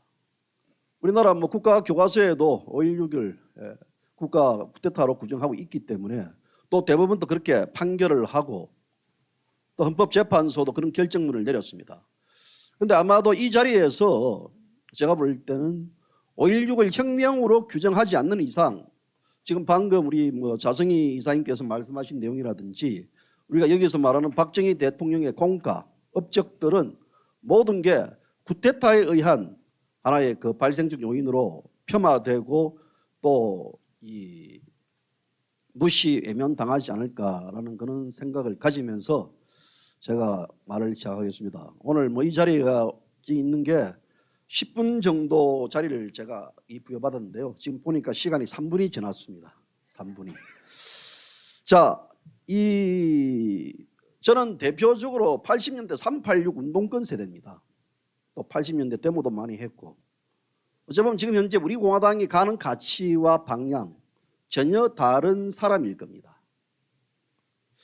제가 80년대에 저희가 이 학생 운동을 하면서 가장 많은 것들을 주장했던 게 이 체제 변혁입니다. 체제를 바꿔야 된다라는 것들. 그리고 대한민국은 태어나지 말아야 될 나라다. 그리고 이승만 정권은 이거는 이 소위 친일 세력들, 친미 세력들을 봉합해가지고 나라를 세웠다라는 얘기들을 가장 많이 들었습니다. 그것이 하나 세뇌가 됐습니다. 지금 우리 사회가 5.16을 바라보는 시각도 그렇습니다. 5.16을 바라보는 시각 역시 마찬가지라고 봅니다. 우리가 학교 다닐 때 5.16을 부정당했습니다. 저는 학교 다닐 때 고등학교 때까지만 하더라도 5.16이 혁명으로 저는 알고 있었습니다. 그런데 80년대 대학 들어가 가지고는 야 5.16이 무슨 혁명이냐 쿠데타지. 도대체 너는 지금 현재 민주적인 운동을 가지고 있는 소양이 있는 학생이었던 이런 비판을 받았습니다. 그런데 저는 그것이 혁명이 아닌 쿠데타인 줄 알고 또 90년대까지 그랬는데요. 기자 생활을 하면서 취재를 다니고 또 다양한 사람들을 만나면서 보면서 이 5.16이라는 것들 다시 한번 제가 평가를 해봤습니다. 5.16이 도대체 왜 일어났는가에 대한 여러 가지 취재도 해보고 또 많은 분들의 증언을 들었습니다. 60년대의 한 언론입니다. 6월달, 7월달, 8월달, 9월달에 대한민국에서 나왔던 언론들 보면 대부분 사회면 기사는 데모입니다. 데모. 이승만 정권, 자유당 정권 시절에는 데모가 1년에 60건 정도 있었다고 합니다. 근데 장면 정부가 들어서 가지고 1년에 데모가 1000건입니다. 학생들이 도시락에 대한 보리밥을 너무 사달래 한다 해가지고 데모를 한다든지 반장 선거를 하는데 학생들을 반장의 교사가 특정 반장을 지원했다 해가지고 거기서 탈락했던 반장이 스크림 짜고 교장 교무실로 몰려가지고 데모한다든지 또 이 하숙비가 올라갔다 해가지고 하숙비 인하를 해달라 데모라든지 우리 사회가 데모가 일상화됐다고 합니다. 일상화된 데모 이 자체가 저는 그때 당시 태어나지 않았기 때문에 모르겠는데요.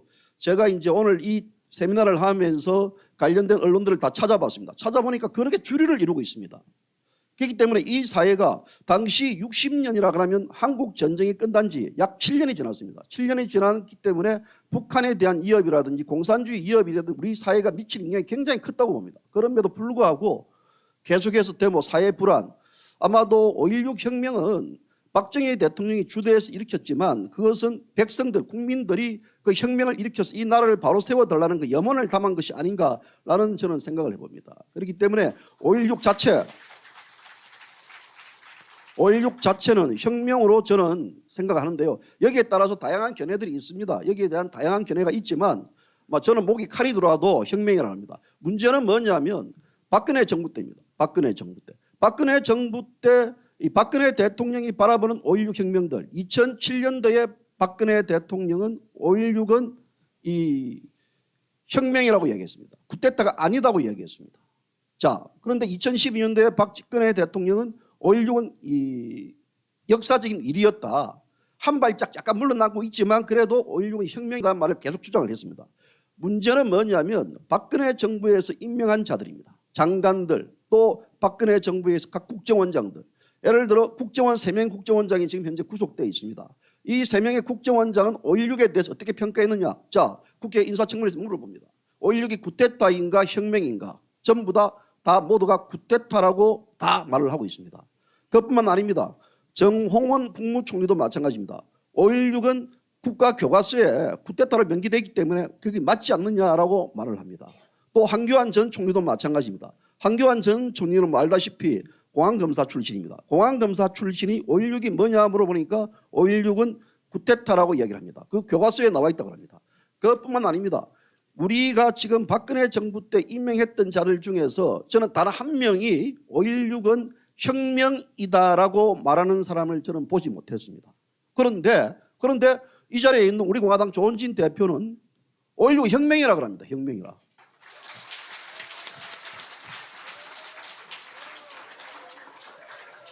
어쩌면 이 사회가요, 저 언론인 중에서는 제가 5.16 혁명이라고 합니다. 이 사회가 조원진 대표가 잘못됐든지 제가 잘못됐든지 그들이 잘못됐든지 저는 그렇게 봅니다. 우리가 역사학자들 이런 말을 합니다. 우리가 미래가 예측 가능하겠습니까? 과거를 예측 가능하겠습니까? 여러분들 어떻게 생각하십니까? 미래를 예측 가능한 사회로 봅니까? 과거를 예측 가능한 사회로 봅니까? 미래는요, 각종 일어날 일들을 예측할 수 있는 변정법적 사고에 의해 가지고 그 다음에 어떤 일들이 전개될 수 있는가를 우리는 예측을 가능할 수 있습니다. 그런데 과거는요, 이미 일어났던 일들, 5.16을 혁명이라고 명명됐던 일어나는 일들을 마음대로 바꿔버립니다. 김영삼 정부 때 이걸 바꿔버립니다. 자, 우리의 모든 과거들은 지금요, 좌파들에 의해 부정당하고 있습니다. 자고 일어나니까 어느 날 갑자기 혁명이 어느 날 갑자기 바뀌어버렸습니다. 모든 게 다 바뀌어버렸습니다. 이런 것들에 대해서 바뀌는 것들에 대해서 우리는 이 자유우파 국민들, 소위 학자들, 또 양심적인 지식인들은 이에 대한 학술 세미나라든지 이에 대해서 논쟁을 펼쳐야 되고 이에 대해서 논거를 제시해야 되는데 입을 다물고 있습니다. 입을 다무는 이유가 뭐냐면 그렇게 말을 해버리면 찍혀버립니다. 찍혀버린다는 것은 무엇이냐면 밥 먹기 살기 힘들어질 거예요. 거꾸로집니다. 어쩌면 제가 지금 현재 제 같은 경우는 제가 사실 정치적인 것들에 대해서 제가 많은 고민을 했습니다. 입문을 해야 되나 말아야 되나 많은 고민을 하고 예전에 한번 제가 2004년도부터 이런 고민을 했는데요. 제가 곰곰이 생각해보면 저는 정치를 할 수 없습니다. 왜 할 수 없느냐. 우선적으로는 5.16을 제가 쿠데타가 아닌 혁명으로 바라보고 있기 때문에 저는 정치를 할 수가 없습니다. 그들의 입장에서는요. 제 같은 사람들은 사상 검증에서 다 끌려나갑니다. 안 됩니다. 자, 그렇다 그러면 우리가 이 사회에서 정치 사회적 관점에서 바라볼 때 5.16을 어떻게 혁명으로 승화시켜야 되느냐 이런 문제들. 5.16 혁명의 가장 기본 포인트는 자 이사님도 그렇고 아까 우리 박사님도 말씀하셨던지 5.16의 가장 핵심은 바로 반공입니다. 반공이고 유엔을 중심으로 한 한미동맹, 자유민주주의 최강합니다. 윤석열 정부가 지금 자유를 35번 연설에서 외쳤습니다. 아니 윤석열 정부의 자유가 무엇인지 좀 굉장히 궁금합니다. 윤석열 정부가 외친 자유는 제가 볼 때는 철학입니다. 자유는 절대 철학이 될 수 없습니다.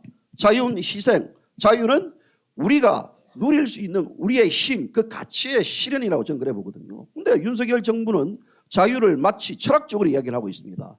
박정희 대통령의 5.16 정신, 이것은 자유주의 정신입니다. 반공주의가 결별되는 자유주의 정신이고 그리고 자유우파들 중심으로 한 자유우방 국가 간의 유대 강화입니다.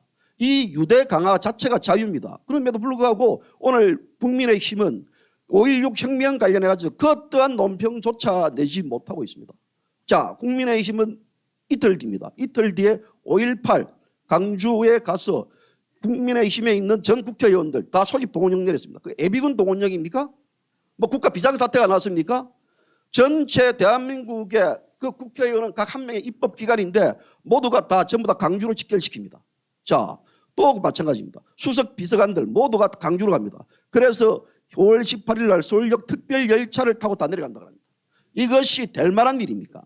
오늘 지금 당장 5.16에 대해서 혁명이라 말을 못하고 5.16에 대한 논평가 성명조차 내지 못하는 이 국민의힘은 제가 볼 때는 바로 이 더불어민주당 문재인 좌파 독재 정권을 개성 발전시킨 정권이라고 저는 그렇게 봅니다. 정리를 해 주십시오. 예. 시간 하셨습니까? 다 끝났습니까? 예. 야, 시간 너무 잘 가네. 예. 나머지 얘기들은 예. JBC 뉴스를 통해 가지고 2편 하도록 하겠습니다. 자, 감사합니다. 우리 정병철 대표님 뭐 잘 들었습니다. 데모의 일상화 그리고 분단 시대에서 역사 전쟁의 실상 그다음에 윤석열 대통령이 35번 외친 그 자유의 프로파간다가 이명만 박정희 정신의 역사적인 전통의 계승이 뿌리가 없이 그냥 허공에 외치는 허공에 뭘 적도 없이 그냥 막뭐 어퍼컷입니까? 그 어퍼컷을 누구를 향해 지르는 겁니까? 완전히 허공에 지르고 있지 않습니까? 적이 없어요. 그래서 제 이야기는 뭐 이 자칫하면 이 검사공화국으로 가는 게 아닌가 우리가 지금 굉장히 좀 커지고 있습니다. 자, 그럼 예, 예, 안녕하세요. 예.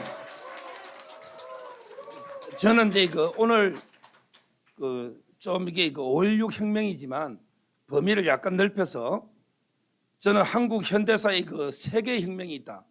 3대 혁명이 있다고 봅니다. 첫째는 이제 이승만 대통령의 건국 혁명, 그리고 이제 박정희 대통령의 부국 혁명, 그리고 이제 세 번째는 촛불 쿠데타에 저항한 태극기 혁명, 이 세 개 혁명이 있다.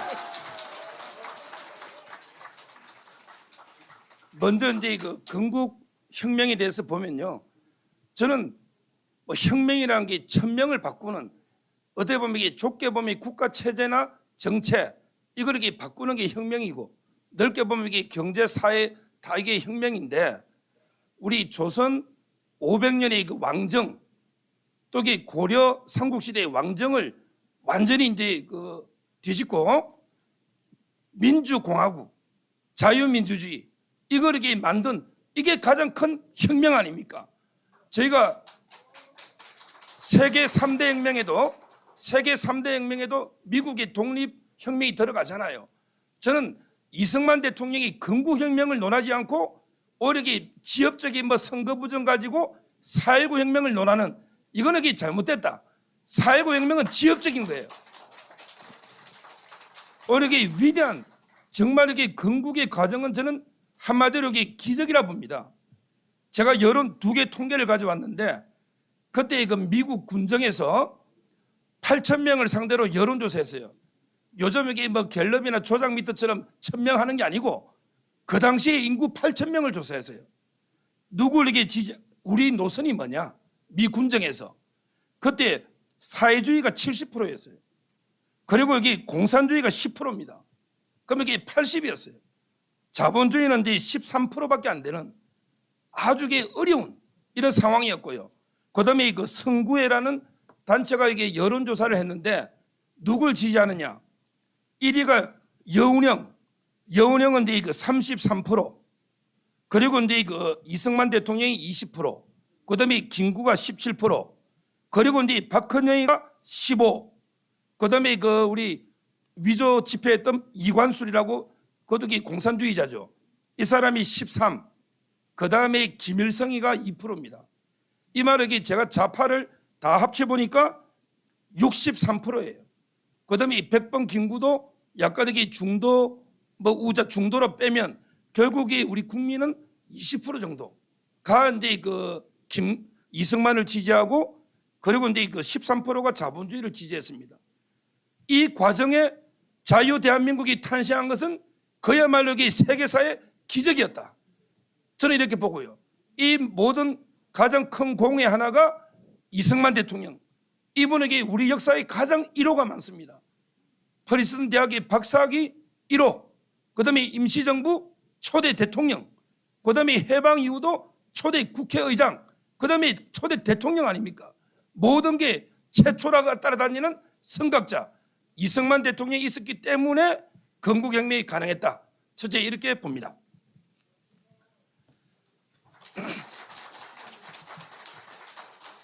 그 다음에 두 번째, 우리 박정희 대통령의 저는 이제 부국혁명, 정치적 혁명도 중요하지만 그러나 경제적 혁명도 아주 중요합니다.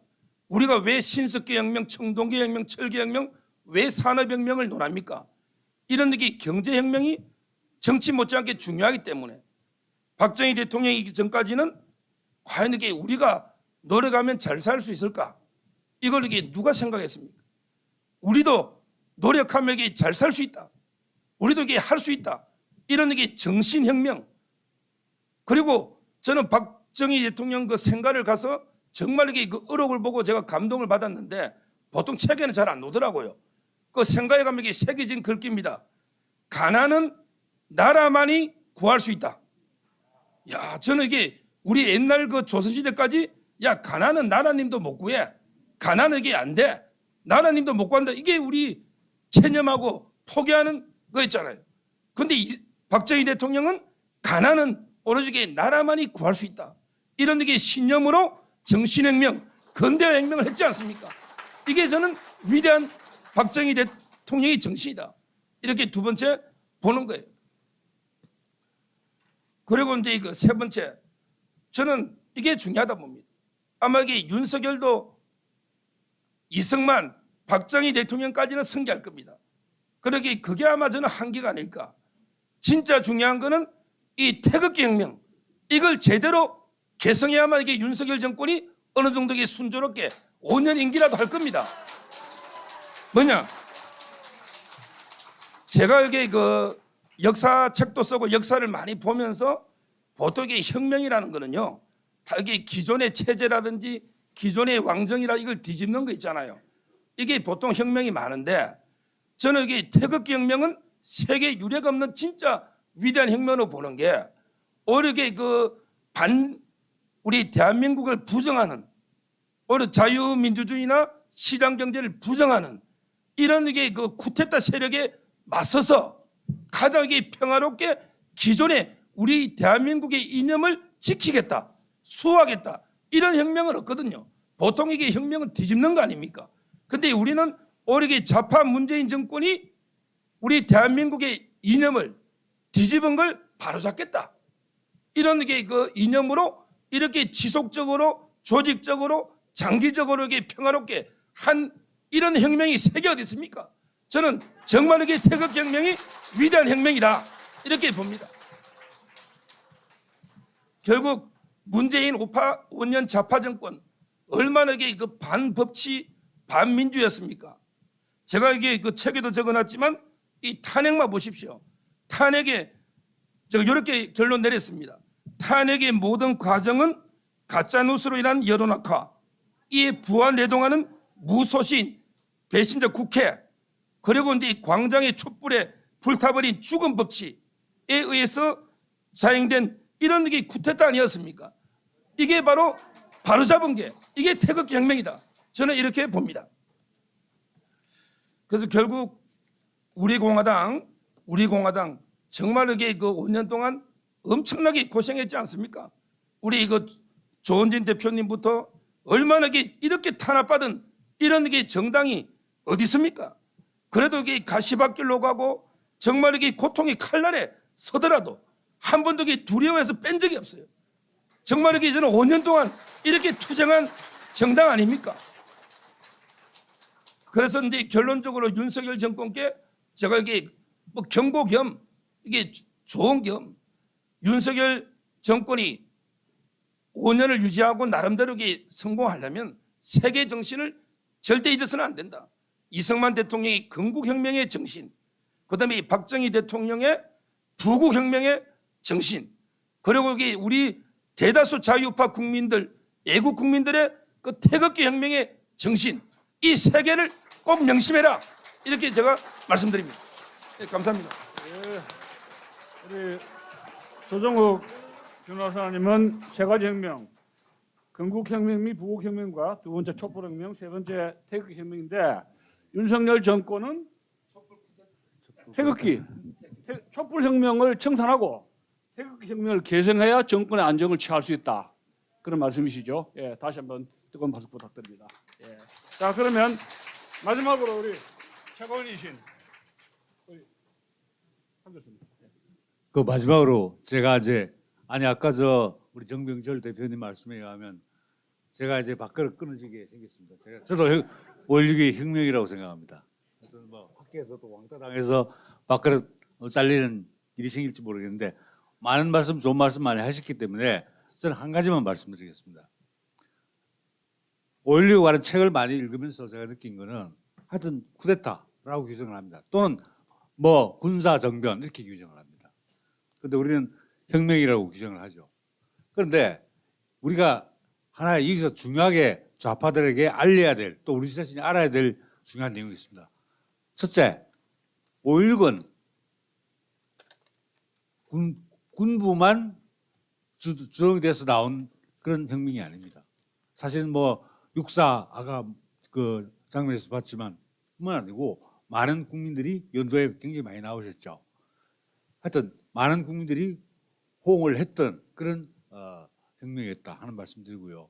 그다음에 5.16 혁명은 희생자가 물론 부상자는 있었습니다만 사망한 사람이 없습니다. 한강 인도교를 건널 때 헌병들과 총격전이 벌어졌습니다. 혁명군하고. 그런데 아무도 죽지 않았습니다. 그리고 군이 사실은 나중에 전부 혁명군에 가담했습니다. 굉장히 평화적이고 어떻게 보면 명예혁명을 그렇게 표현하듯이 명예롭게 진행된 혁명입니다. 또 제가 말씀드리고 싶은, 진짜 오늘 정말 말씀드리고 싶은 건 법학적으로도 그렇고 정치학적으로도 그런데 이게 쿠데타냐 혁명이냐 하는 문제는 보통 두 가지 측면을 가지고 판단합니다. 첫째, 성공했냐 실패했냐. 이게 쿠데타냐 혁명이냐를 가르는 기준입니다. 그런데 5.16은 성공했습니다. 그 다음에 중요한 것은 이 성공이 바로 국민들로부터 승인을 얻었느냐, 다시 말하면 정당성을 인정받았느냐 하는 겁니다.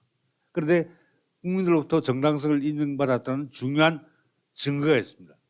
그게 바로 5.16 혁명 1년 뒤, 1년 반 정도 뒤에 당시에 뭘 하냐면 개헌 작업을 합니다. 헌법 개정 작업을 합니다. 그래서 1962년 12월 17일 날 개헌안을 놓고 국민투표를 합니다. 그런데 정말 중요한 게 그 이전까지 개헌이 있었지만 그 이전까지의 개헌은 모두 국회에서 의결하는 걸로 끝났습니다. 그런데 박정희 대통령께서는 5.16 혁명을 하시고 국민으로부터 혁명의 정당성을 승인받기 위해서 헌법 개정안을 내면서 바로 국민투표에 붙인 겁니다. 그래서 이 국민투표가 우리 역사상 최초로 실시된 국민투표입니다. 그리고 여기에 투표에 참여한 사람이 전 국민의 유권자의 85%가 참여했습니다. 그리고 투표한 사람 가운데 78%가 찬성을 했습니다. 3분의 2가 넘는 압도적 다수가 이 헌법에 찬성을 한 겁니다. 다시 말해서 5.16 혁명에 대해서 승인을 한 겁니다. 바로 이 사실을 그때 좌파 기록들은 다 빼버립니다. 이게 국민으로부터 승인을 받고 있다는 사실, 이 중요한 사실을 빼버리고 그냥 쿠데타라고 몰아갑니다. 어떻게 말하면 국민투표를 통해서 헌법이 통과됐다는 것만큼 국민적 정당성을 인정받는 그런 증거가 있을 수 없는 거죠. 그 이외에 다른 자료가 있을 수 없습니다.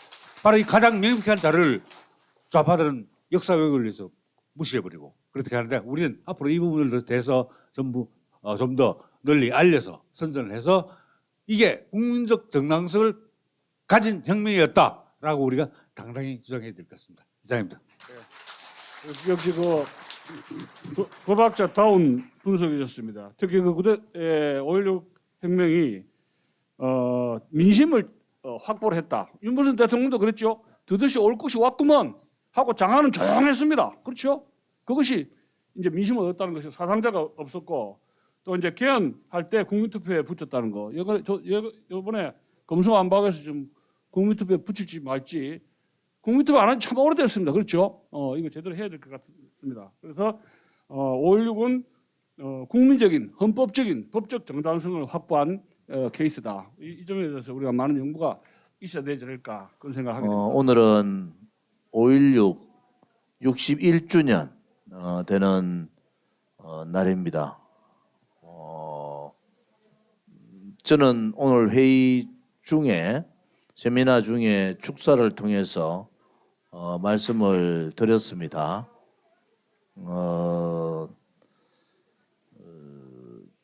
사실은 5.16 혁명은 대한민국에서 하나의 큰 획을 걷는 대단히 귀중한 역사적인 날입니다.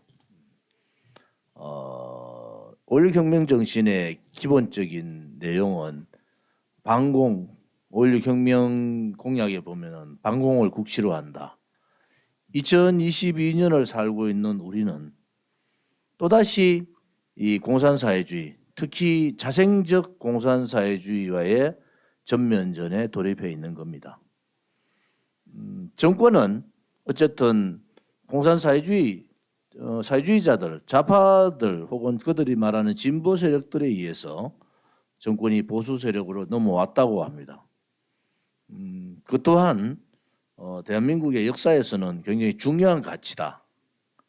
그런데 우리가 우려했던 것은 실질적으로 정권을 가져온 윤석열 정권이 대한민국의 역사를 제대로 바르게 할 수 있는가? 대한민국의 역사를 제대로 세울 수가 있는가?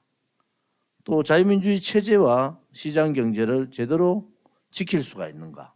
라는 부분에 대해서 우리는 굉장히 많은 의문을 가집니다. 윤석열 정부가 성공을 하려면은 첫째, 자유민주주의 체제나 시장 경제에 대한 확고부동한 가치를 가져야 됩니다. 지난 취임사에서 자유와 혹은 공정, 인권, 연대라는 표현을 썼습니다. 취임사 먹이 마르기도 전에 총동원령을 내려서 5.18 묘지를 가는 겁니다. 그것은 윤석열 후보가 얘기했던 5.18 정신을 헌법 전문에 넣겠다는 노골적인 국민에 대한 도전입니다. 그것이 윤석열이 얘기했는 반지성인 겁니다. 5.16을 말하지 못하고 5.16 혁명을 한마디 얘기하지 못하고 5.18 묘지에 윤석열 정부의 모든 수석들과 국민의힘 국회의원들이 가는 그 작태가 반지성적 작태입니다.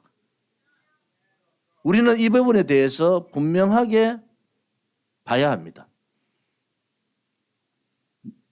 내일 모레 광주에 가는 문제가 심각한 것이 아니라 5.18 정신, 소위 말하는 김대중 정신이 대한민국의 헌법 전문에 들어간다는 것은 대한민국의 역사를 거꾸로 돌리는 것이 아니라 대한민국을 만들었던 이승만 대통령, 건국 대통령의 자유정신을 부정하고 그리고 5.16 혁명을 통해서 대한민국을 이렇게 부국한 나라로 만든 박정희 대통령의 애국정신을 부정하는 겁니다. 여기에서 우리는 다시 한 번 더 새로운 출발을 가져야 됩니다. 내일 모레 그 자리에서 5.18 정신을 헌법 전문에 넣는다는 발언을 할 겁니다. 그때 우리 공화당은 어떻게 할 거냐? 또한 윤석열을 지지했던 자유파 국민들은 어떻게 할 거냐? 이것은 문재인 정권이 했던 수많은 악법이 아닌 겁니다. 그 악법과는 비교가 될 수 없는 헌법의 전문을 바꾸는 겁니다. 이렇게 되면은 대한민국은 이제 망해가는 겁니다. 공산사회주의자들의 인식이 아직도 진행되고 있는 광주의 역사가 그것이 5.18 정신이라는 잘못된 역사관을 갖고 있는 사회주의자들과 그들의 굴종하고 용기 없이 비굴하게 살았던 정치인들에 의해서 위대한 대한민국의 건국의 역사와 박정희 대통령의 5.16의 역사가 묻혀버리고 이제 대한민국은 5.18의 나라가 되는 겁니다. 오늘 이런 시점에서 5.16 혁명 정신을 얘기하는 세미나를 하게 돼서 굉장히 의의를 가집니다. 우리 공화당은 호시 후보의 자세로 정중동의 마음을 가지고 신중하게 이 상황들을 보고 있습니다.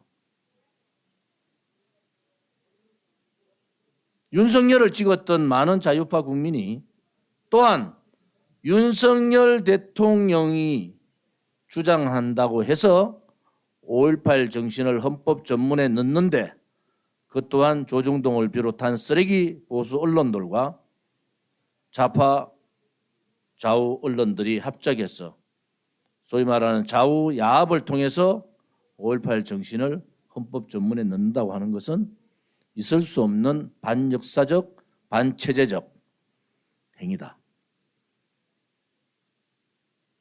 윤석열의 표현대로 반자유적 행위이며 반지성적 행위인 겁니다. 저는 오늘 우리 공화당 또 자유파 국민들에게 말씀드리고 싶습니다. 우리 공화당이 옳았습니다.